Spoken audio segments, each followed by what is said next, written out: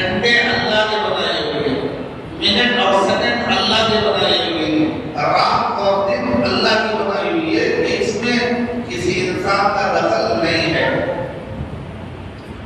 इन 12 महीनों में से 4 महीने गुर्बत वाले, मिन्हा अर्बाअतुन हुरुम, इन 12 में से 4 महीने ऐसे थे जो इज्जत वाले थे, एहतराम वाले थे, अज़मत वाले थे। 4 महीने बड़े औसम हैं।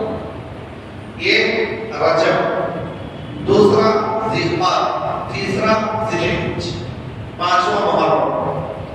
वो 3 एक साथ ही रजब वाले, ये पूरे 4 मिलाकर ये इज्जत वाले, एहतराम वाले मुबारक महीने।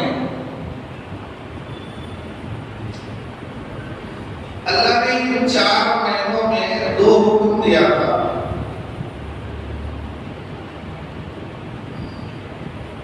क्या है वो 2 हुक्म? पहला हुक्म इन महीनों का एहतराम करना, एहतराम। रजब का महीना है, एहतराम करो, एहतराम। लोग नहीं करने के काम रजब में करते। रजब में एक रोजा रख लो तो 1000 रोजों का सवाब,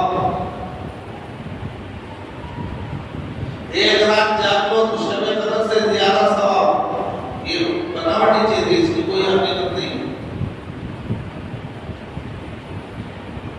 4 फूल के साथ नमाज पढ़ो, 10 फूल के साथ पढ़ो, 12 फूल के साथ पढ़ो, 40 फूल के साथ पढ़ो, 1000 फूल के साथ नमाज पढ़ो, ये फजीलत है, वो फजीलत है, बकवास में बंडल है, इसकी कोई हकीकत नहीं।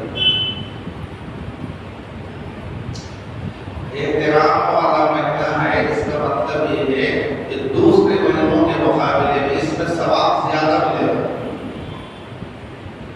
दूसरे महीनों में जो सवाब मिलता है उससे ज्यादा मिलेगा, इतनी बात है। ये नहीं कि शब कदर से ज्यादा फजीलत, 1000 रकातों पढ़ने का सवाब, सारी जिंदगी के गुनाह माफ। ये वो साफ हो रहा है, ये जबरदस्ती आमद खुद आदमी बना रहा है।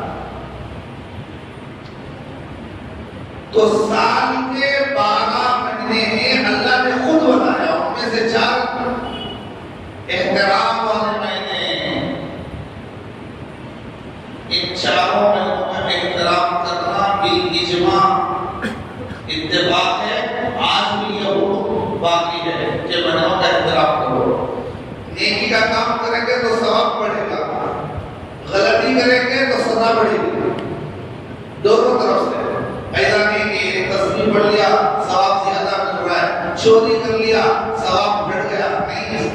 उसकी जो सजा है वो भी ज्यादा होगी, उसका जो गुनाह है वो भी ज्यादा होगा। एहतराम करो, एहतराम बाकी है, एहतराम क़यामत तक बाकी रहेगा। महीने का एहतराम करो।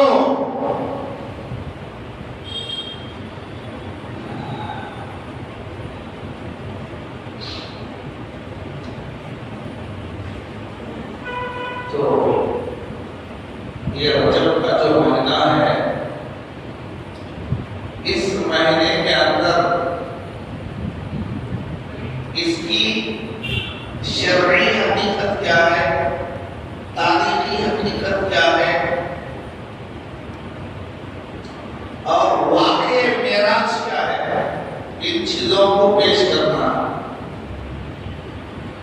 हाँ, आजकल मेरे भाइयों, लोगों को खुश करने के लिए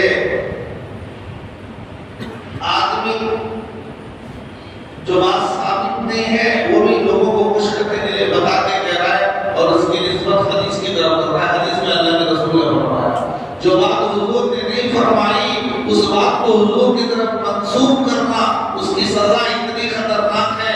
अल्लाह के रसूल ने फरमाया, जिसने गलत चीज को मेरी तरफ मंसूब कर दिया उसने अपना ठिकाना जहन्नम में बना लिया। लिहाजा गलत चीजों को अल्लाह के रसूल ने फरमाया नहीं बोलना चाहिए।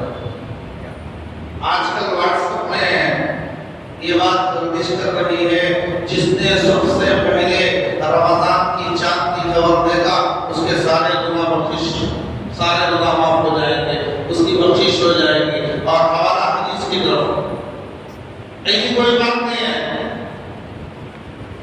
रमजान की खबर रजब में कैसे देखा, रमजान की खबर शाबान में कैसे देखा, चांद देखकर ही तो देखा। अल्लाह के रसूल ने फरमाया सुबह लिरुयती व अफ्तिरू लिरुयती, चांद देखकर रोजा शुरू करो, चांद देखकर रोजा छोड़ो। तो गलत बातें आजकल मशहूर होते जा रही हैं और आदमी उसे अपने गिरेबान से लगाता है, उसे क्यास करता है, उस पर अमल करने की कोशिश करता है, हालांकि वे सब गलत की बातें हैं।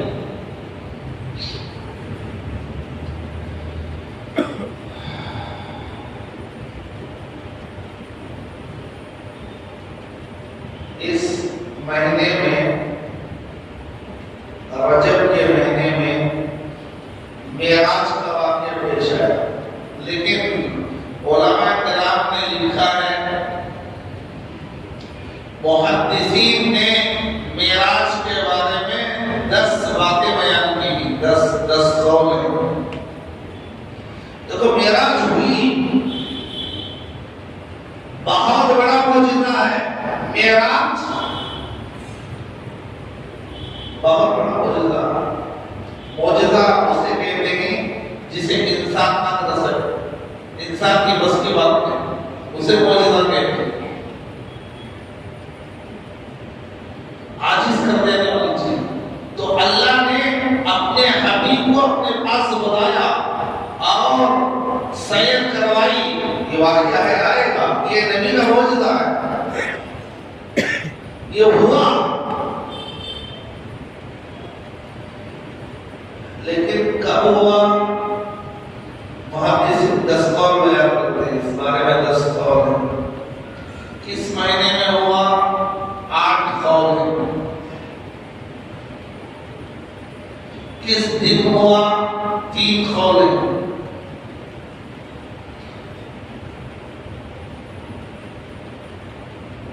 सहाबा जो अपना नस्ब याद रखते थे, अपने घोड़ों का नस्ब याद रखते थे, एक चीज याद रखने वाले, उर्दू याद नहीं ना,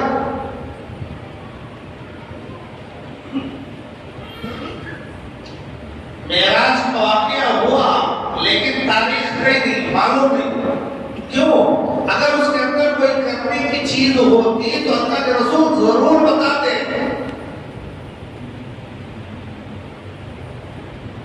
मक्के में मेराज का वाक़या पेश आया, उसके बाद लोग मदीना हिजरत करके गए, 10 साल रहे। कभी भी अपने सहाबा को लेकर बैठो, मैं मेराज का वाक़या सुनाता हूँ, आज रात मेराज की है, अल्लाह के रसूल ने नहीं फरमाया। 10 सालों में कोसी मेराज लेकर के मैं बैठो, आज मेराज की रात है, आज अल्लाह ने मुझे अपने पास बुलाया था, 7 आसमान की सैर कराई, अर्श कुर्सी बताया, अपने करीब बुलाया, अपनी दीदार से नवाजा, अपना जलवा फरमाया। अल्लाह के रसूल ने कभी भी नहीं फरमाया बिना कर। तो इसलिए मेरे भाइयों, ना तारीख तय है, ना दिन तय है, ना महीना तय है, ना साल तय है। मेराज हुई, लेकिन आज हम 1450 साल के करीब वाले लोग 27 रजब को वो तय कर रहा हूँ, सील लगा रहे। सहाबा ने लगाए, 100 साल से सहाबा, ताबईन ने लगाए, तबे ताबईन ने लगाए, औलिया इज़ाम ने लगाए, आज हम लगा रहे। ये रात रजब की 27 की रात, ये मेराज की रात है, जमा हो जाओ, बयाना होंगे, जागना है, इतने नमाज पढ़ना है, ये फलां जगह जमात के साथ नमाज होगी। हमारे फल ज्यादा, तो इसलिए मेरे भाइयों अपनी तरफ से तय नहीं करना चाहिए। ये तो साबित है अल्लाह ने अपने हबीब को अपने पास बुलाया।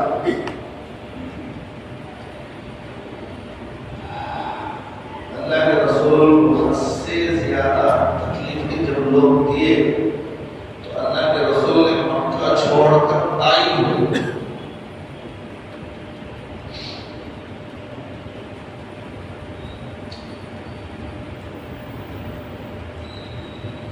तो इस महीने में जंगे तबूक अल्लाह के मुसलमानों की कामयाबी थी, वो यही महीना रजब का। अल्लाह के रसूल ने कबीले जुहैना से लड़ने के लिए 300 का लश्कर भेजा था।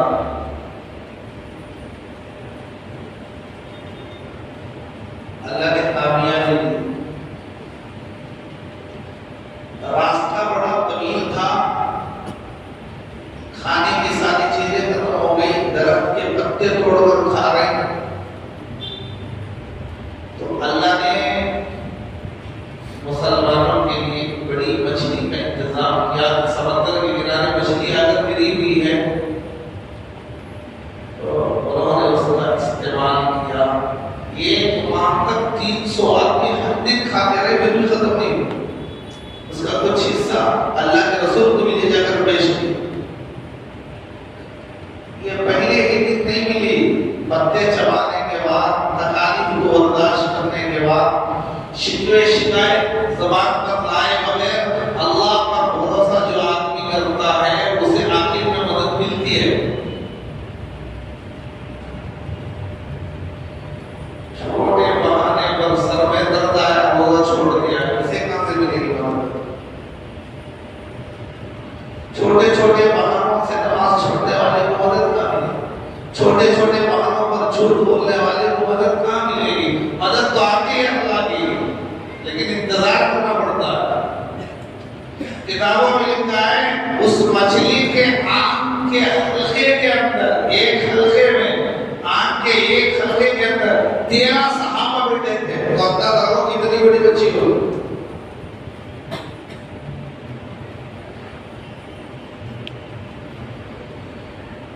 तो हजरत फातिमा तो ज़हरा रज़ियल्लाहु ताला अन्हा का जो निकाह हुआ वो रजब के महीना था।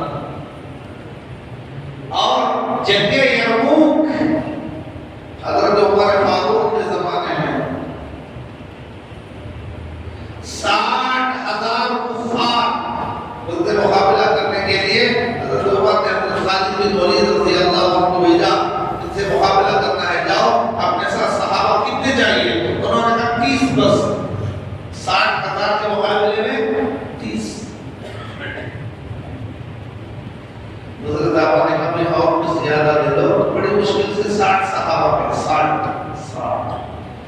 60,000 के मुकाबले में 60 सहाबा ने 5,000 को जहन्नम नसीब किया, कई हजार जख्मी हो गए और 10 सहाबा शहीद हुए।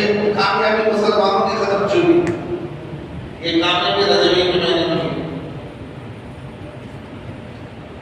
फलस्तीन और बैतुल मक़दिस सलाहुद्दीन अय्यूबी 583 हिजरी में सलाहुद्दीन अय्यूबी रहमतुल्लाहि अलैह ने फलस्तीन और बैतुल मक़दिस को जो फतह किया था वो रजबी का महीना था। रजबी में फतह हुआ। दिमाश्क का इलाका रजबी में फतह हुआ। बहुत सारे फुतूहात के वाक़ियात और चीजें ये रजब से जुड़ी हुई ही। मुबारक महीना है, बरकतों वाला महीना है और अल्लाह के रसूल अलैहिस्सलातु वस्सलाम का एक मौजज़ा भी है कि मेराज का वाक़या पेश आया।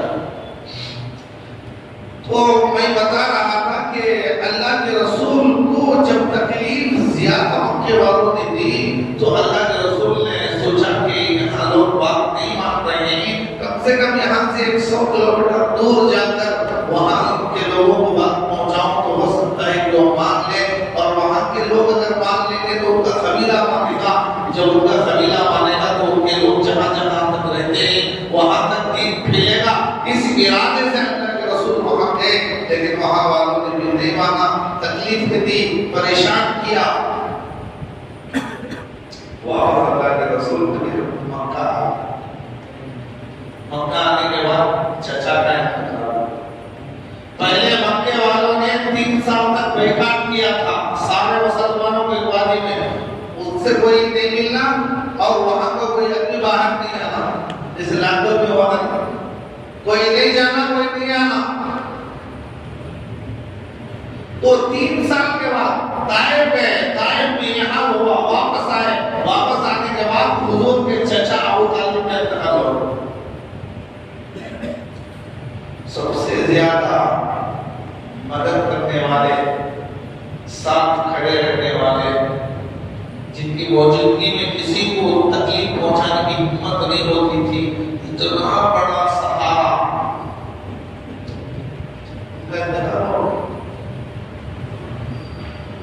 उनके 3-4 दिन बाद बीवी के अंदर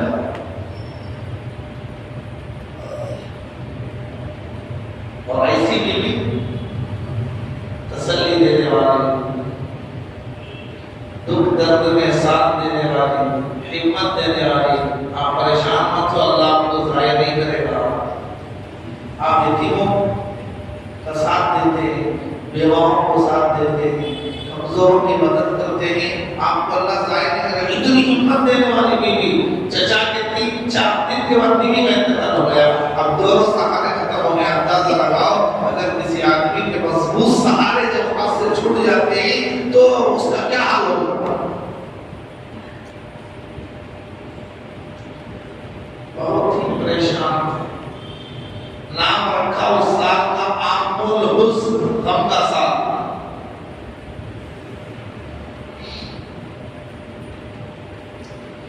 इसी गम में, इसी सोच में अल्लाह के रसूल सोए हुए थे। कहाँ सोए हुए थे उसमें बहुत सारे बातें। बाद में आता है अपने घर में सोए थे, बाद में आता है कि वो बेहादी के मकान में सोए थे, बाद में आता है कि खतीब में सोए थे।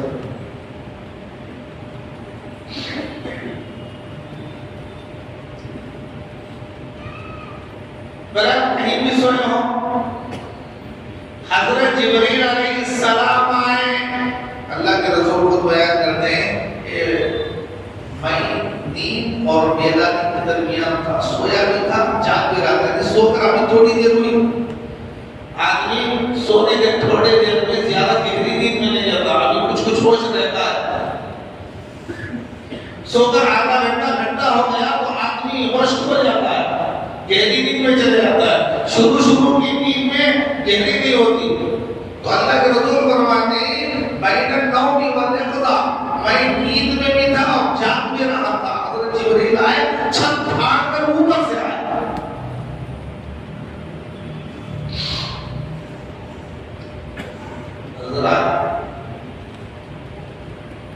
मेराज के वाक़े से सबक लेना, खाली कानों का मजा नहीं।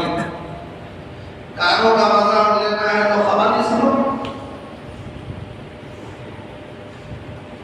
अमल के इरादे से सुनना। ये बातें कानों के मजे के लिए नहीं बताई जाती, अमल के लिए बता रहे हैं। करेंगे वे अमल। तो अल्लाह के रसूल सोए थे, हज़रत जिब्रील फाड़ कर रखा था। तो भी दरवाजे में से तो भी आ सकते थे, छत फाड़ कर। क्यों? मुफस्सिरीन ने लिखा, सहाबा ने वो फटी हुई छत सहाबा ने भी देखा। बाद में हुजूर बताए तो छत को हटाया गया था, छत फाड़कर ऊपर से आए। तो मुफस्सिरीन ने लिखा है जिब्रील का छत फाड़कर ऊपर से आना ये इस बात की अलामत है, ये बताया जा रहा है कि सफर जो होने वाला है वो आसमानों का है, जमीन का नहीं, इसलिए ऊपर से है।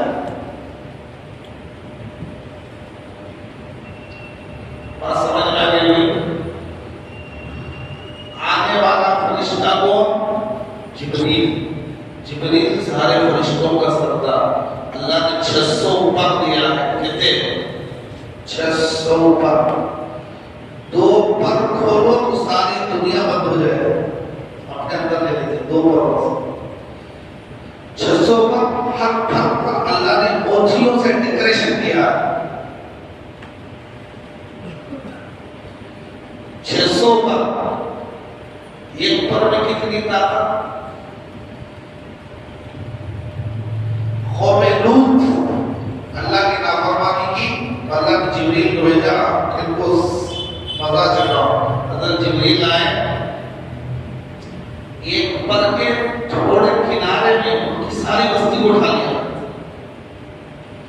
बस्ती में तादाद कितनी थी? किताबों में लिखा है, मुहर्रिरीन ने लिखा है 4 लाख आदमी थे। 4 लाख आदमी की बस्ती को पर के एक छोटे से किनारे में ऊपर लेके कहां तक ले गए? पहले आसमान के करीब तक लेकर जाकर वहां से औता बना दिया। इतना ताकतवर फरिश्ता हुजूर के पास आकर पूरे अदब के साथ, एहतराम के साथ अल्लाह के रसूल को जगा या रसूल अल्लाह, अल्लाह आपको आसमान में बुला। इससे बात ये भी मालूम हुई कि बड़े आदमी को अगर जगाना है तो सर पकड़ को हिलाना, कंधे पकड़ को हिलाना, उठ उठ, अदब का खास ख्याल रखना चाहिए। या बहुत सारे आदमी तकारीर में बोलते हैं कि जिब्रील आकर अल्लाह के रसूल के पैरों को चाटने लगे, बेदार करने के वास्ते। क्या वो किसी को बेदार करने के लिए पैरों को चाटना पड़ता है? पैर दबा कर जाता, चाटना नहीं जाता। अल्लाह के रसूल की फजीलत को बताने के लिए हज़रत जिब्रील के लिए ये काम साबित करना अच्छा नहीं। हुजूर की फजीलत तो अपनी जगह। तो हज़रत जिब्रील को अल्लाह ने जो तरीका सिखाकर भेजा वो मुकम्मल वो तरीके से उन्होंने हुजूर को जगाया।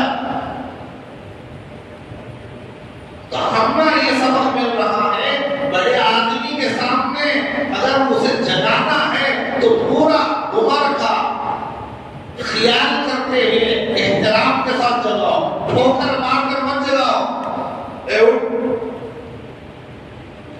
मस्जिद में सोया है, अज़ान का वक्त हो गया, नमाज का वक्त हो गया, ठोकर मारकर उठा रहे हो, एहतराम के साथ उठाओ। नींद अपने इख्तियार में नहीं है, नींद देने वाला अल्लाह है, गैर इख्तियारी चीज है। तो अल्लाह के रसूल को वहां से उठाए और वहां से काबतुल्लाह ले गए, दरवाजे से ले गए या ऊपर से ले गए, इसका तस्वीर नहीं है। अल्लाह के रसूल जाके कैसे लेकर गए? हतीम में ले गए तो अल्लाह के रसूल वापस सो गए। हतीम कौन सी जगह है? काबतुल्लाह की जो दीवार खत्म होने के बाद और अलग से 3 दीवारें बनाई गई काबे के करीब, 3 दीवार, वो जो दरमियान का हिस्सा है उसे हतीम कहते हैं। वहां जाकर फिर सो गए। और जिब्रील ने फिर उठाया,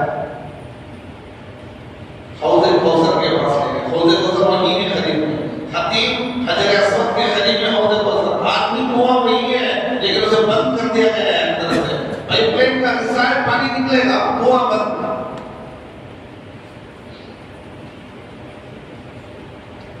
वहां ले गए, हुजूर को सुलाया, लिटाया।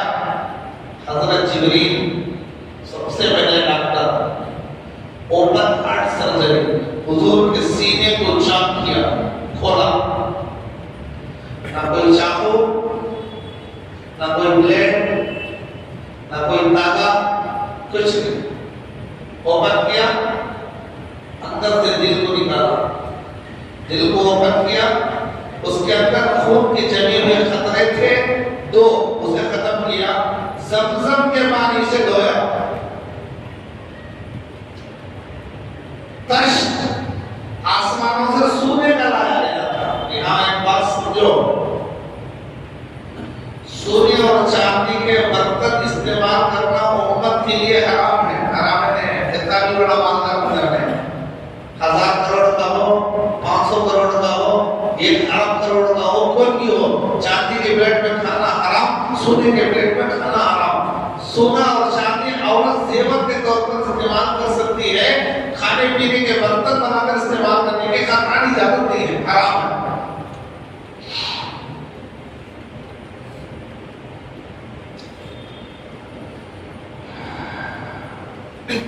आने वाले हज़रात को नमाज पढ़ने पर दो बाजू में बैठा लो। जो बातें बताई जा रही हैं उस पर अमल की कोशिश करेंगे भाई। आज थोड़ा गला भी साफ साथ नहीं दे रहा है, इसलिए मैं अंदाज ही बयान का बदल दिया। अब इससे ज्यादा अगर बोलने की कोशिश करो तो आवाज मत हो जाए। इसलिए आज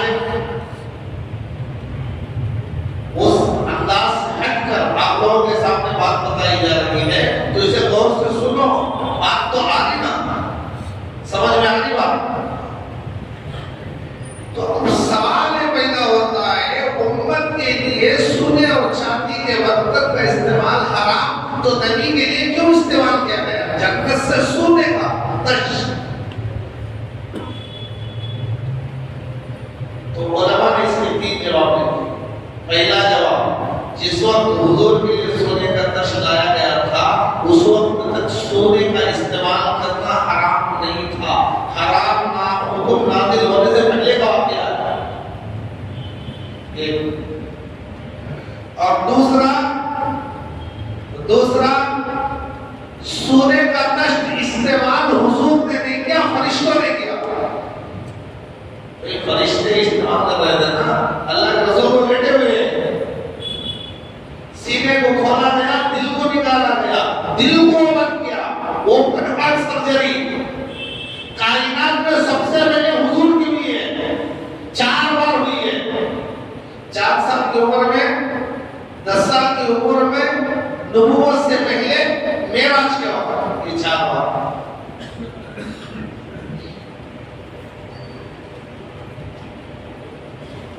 तो अल्लाह के रसूल को लेटे हुए थे, देख रहे थे, ऐसा नहीं बेहोश हो गए, नहीं, होश था, देख रहे थे।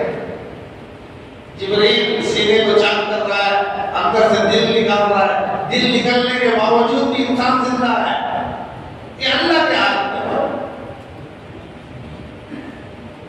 1 सेकंड दिल हरकत करना रुक जाए तो जिंदा नहीं रहेंगे।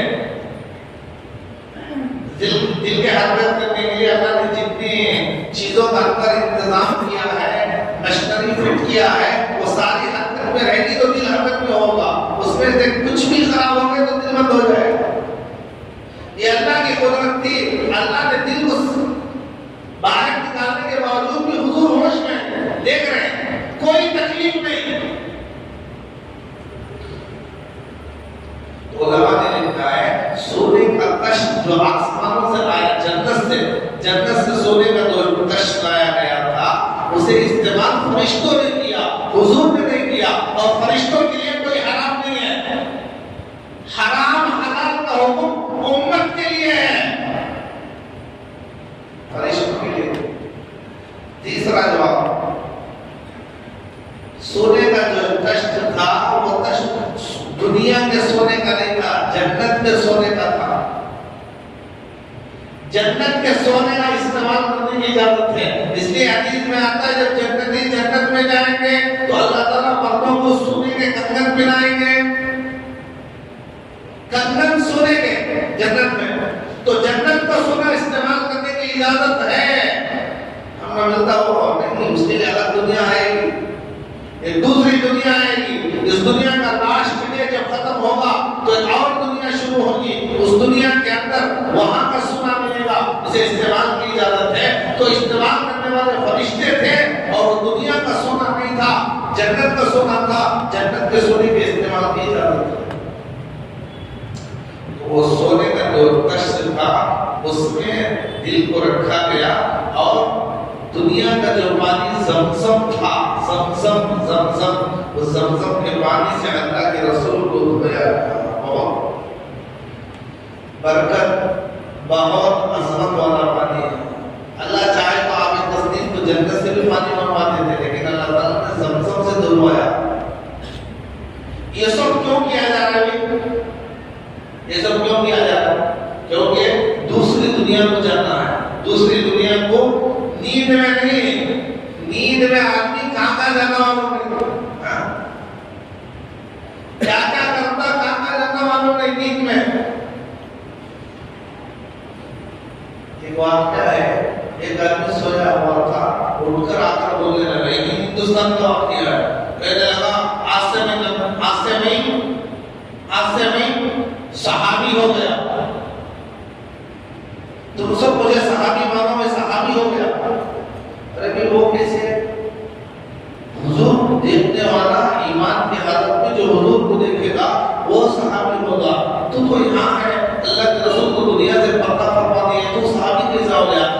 मैंने ख्वाब में हुजूर को देखा, इसलिए मुझे मैं सहाबी बन गया। इंसान क्या करूं? तो उसे कहा गया ख्वाब में हुजूर को देखने से ख्वाब में सहाबी बनेगा, जिंदे में नहीं। जिंदे में सहाबी बनने के लिए जिंदे में अल्लाह के रसूल को देखना। तो ख्वाब में आदमी बहुत देखता है। तो अल्लाह के रसूल ख्वाब में कई मर्तबा सफर किए। ये ख्वाब की बात नहीं बता रहा हूं, जिस्म के साथ रूह के साथ अल्लाह को देखने के लिए गए तो जिंदगी में एक ही मर्तबा वाक़या हुआ।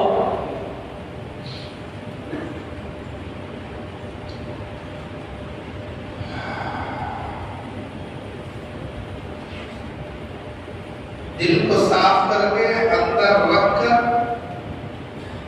सीने को जोड़ दिया गया। तो पहले कैसे थे वैसे, कोई नष्ट नहीं, कोई जख्म नहीं, कोई खून नहीं।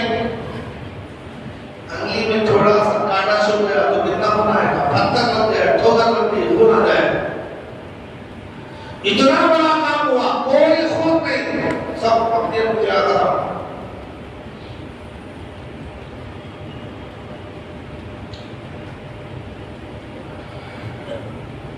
जब इमाम से मारे हुए तो बुराक बुलाया गया, खतीब के बुराक खरीद में लाया गया।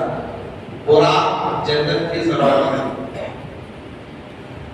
अब उसे आजकल अपनी तरफ से इनको फोटो लेकर उतार नहीं सका। चेहरा आदमियों का इधर एक पर पीछे का हिस्सा घोड़े जैसा दुम ऐसे लगाकर फोटो लगाते थे। ये था बुराक। हदीस में इतना बताया गया है कि बुराक जन्नत का एक जानवर है, गधे से बड़ा, घोड़े से छोटा। इतनी बात काफी हमारे पास। कैसा था, उसके कान कैसे थे, उसके पाँव कैसे थे, वो देखने में कैसा दिखता था, ये सब बकवास फजूल सवाल है। भाई तुम्हें शादी थोड़ी करना है, दुल्हन को देख रहे हैं तो उसके घोड़े कैसे हैं, उसके भौवा कैसे हैं, उसकी नाक कैसी है, उसके होंठ कैसे हैं, उसके पैर कैसे हैं, वो चलती कैसा है। ये बकवास है। तो अल्लाह के रसूल अलैहिस्सलाम को बुराक पेश किया सवारी के लिए, जन्नत से आया था बुराक। अब यहाँ रुक कर दो बातें समझो, वक्त हो रहा है।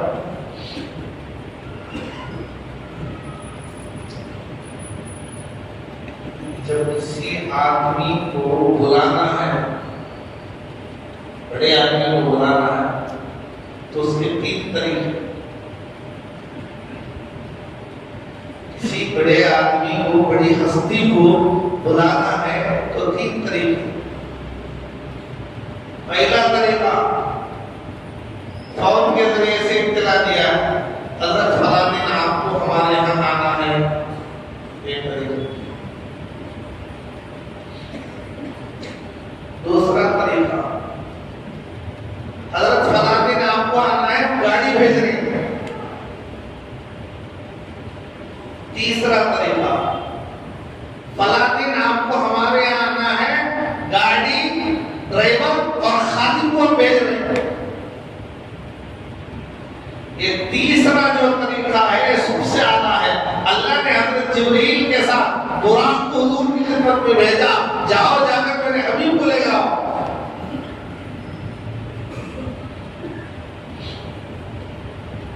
शानदार तरीका है।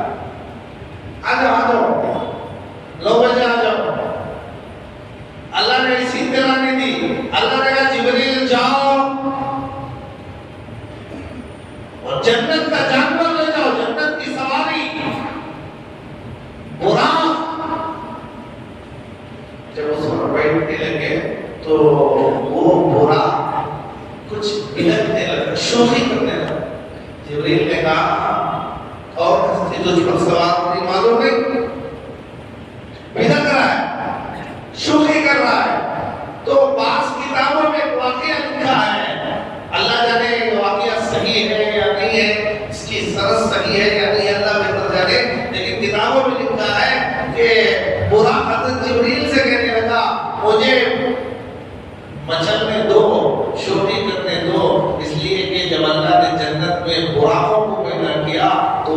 अल्लाह ने ऐलान किया तुम में से एक को मेरे नबी के लिए लाने जाना है।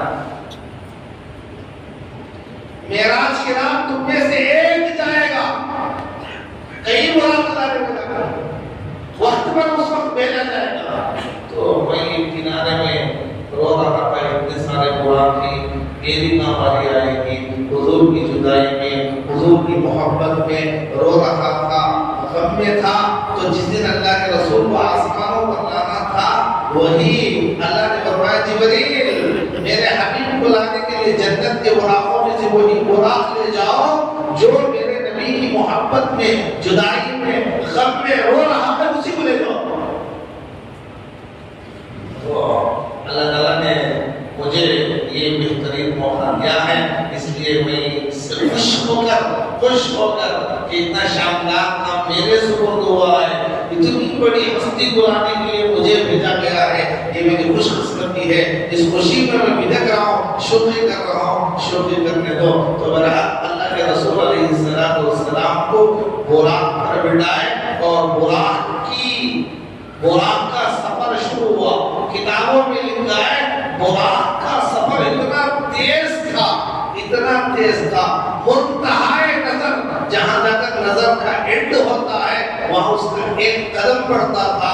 तो उलमा ने लिखा है एक सेकंड में या एक मिनट में 1,46,000 मील तय करता था। तब ये सफर शुरू हुआ, अभी कैसे होगा, कहां तक जाएगा, क्या क्या चीजें पेश आएंगी, इंशाअल्लाह उसके मुकाद के साथ तर्जुमा करने की कोशिश करूंगा। अल्लाह ताला तो भाई इस महीने में करने के काम क्या है, नेकियां ज्यादा करो, गुनाह कम करो। बस दुआ अगर नहीं पढ़ेगी तो दुआ पढ़ लो, दुआ अगर नहीं पढ़ेगी रजब की चांद देखकर, कहाँ चांद देखने की फुर्सत रखना, मोबाइल छोड़ना। कितने के बाद आजाद ऐसे ही कई महीने हो गए बीवियों को नहीं देख रहे, लेकिन मोबाइल 1 सेकंड के लिए भी आदत नहीं होता, तो चांद को कहाँ से देखेगा। तो मेरे भाइयों कुछ पाना हो तो कुछ करना पड़ता है। तो रजब की दुआ अगर आप नहीं पढ़े तो रजब की दुआ, वो चांद की दुआ, चांद देखकर पढ़ने की जो दुआ हदीस से साबित है वो पढ़ो, बेकार से छोड़ो। अल फातिमा की रोटियां, तबारक की रोटियां, लकड़ाने का किस्सा, कोंडे के किस्से सब छोड़ो, खाली पेटा खाने पड़े। तबारक के रोटियां कर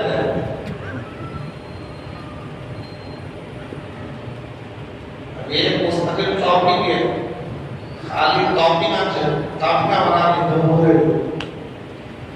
अब वो टॉपिक ले लिए तो मेरा चले आता।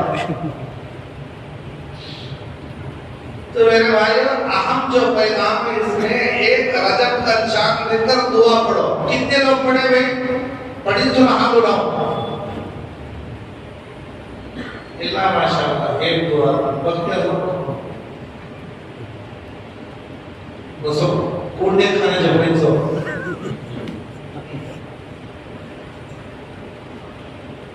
तो एक काम रजब का चांद देखकर दुआ पढ़ना है, दुआ पढ़ लो सुनना। अल्लाहुम्मा बारिक लना फी रजब व शाबान व बल्लिगना रमजान। अल्लाहुम्मा पढ़ लो मेरे साथ, अल्लाहुम्मा बारिक लना फी रजब व शाबान व बल्लिगना रमजान। एक दुआ ये पढ़ना है, अल्हम्दुलिल्लाह हम पढ़ ले। चांद देखकर पढ़ो, उसके बाद नहीं याद आया तो बाद में पढ़ो, महीना गुजरने से पहले पढ़ लो। अभी रजब ही चल रहा है और उसके बाद इस महीने में नेक काम ज्यादा करना है और गुनाह नहीं करना, गुनाह से बचना। यही इस महीने का पैगाम है, उम्मत के लिए यही पैगाम है। क्योंकि सवाब का काम जितना करोगे तो सवाब दूसरे महीनों से ज्यादा मिलेगा, गुनाह करेंगे तो उसका बदल भी ज्यादा मिलेगा। तो लिहाजा गुनाह से बचा जाए, कसरत से इबादत की जाए, तस्बीह पढ़ा जाए, दरूद पढ़ा जाए, इस्तिग़फ़ार पढ़ा जाए, कुरान की तिलावत की जाए, जितना कर सकते हैं रोजा रखा जाए, लेकिन ऐसा नहीं रजब के फला तारीख को रोजा रखे तो 1000 रोजों का सवाब, ऐसा नहीं है। दूसरे महीनों से ज्यादा सवाब है, बस करेंगे भाई इंशाअल्लाह। एक मसला सुन रहा हूं, मसला ये है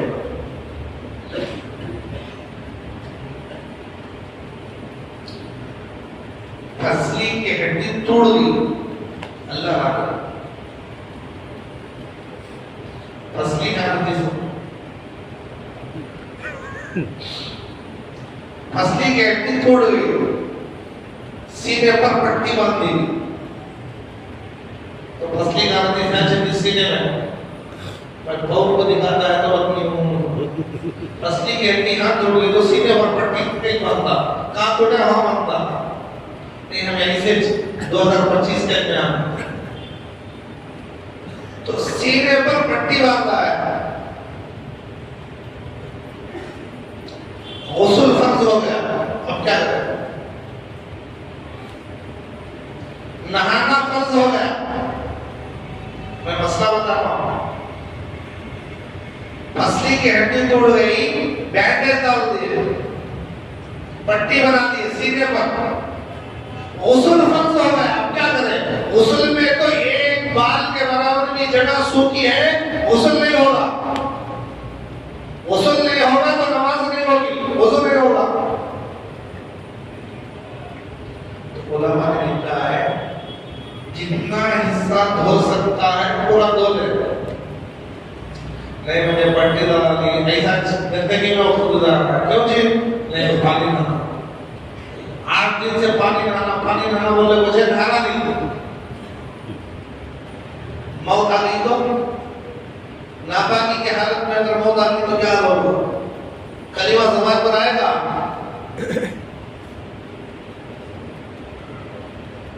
नापाक हो गए तो जल्द से जल्द पाक होने की कोशिश करो, पट्टी बांध देंगे। डॉक्टर ने बताया कि पानी नहीं डालना, पट्टी को, जख्म को पानी नहीं करना, तो जख्म के अलावा जितनी जगह है सारी जगहों पर पानी को बहाओ। ऐसा नहीं कि पट्टी बांध दी है हमारे ऊपर से गुस्ल ही साबित हो गया, हम गुस्ल नहीं करेंगे, बगैर गुस्ल के हम पाक हो गए, ऐसा मतलब नहीं। उलमा ने लिखा है कि जितना हिस्सा पानी नहा सकते हैं उन सारे आज़ा को पानी से भिगाओ, पानी से धो, और जिस हिस्से पर पानी लगाने की इजाजत नहीं है वहां गीला हाथ का मसाज कर दो, आपका गुस्ल हो जाएगा। समझ में आया भाई?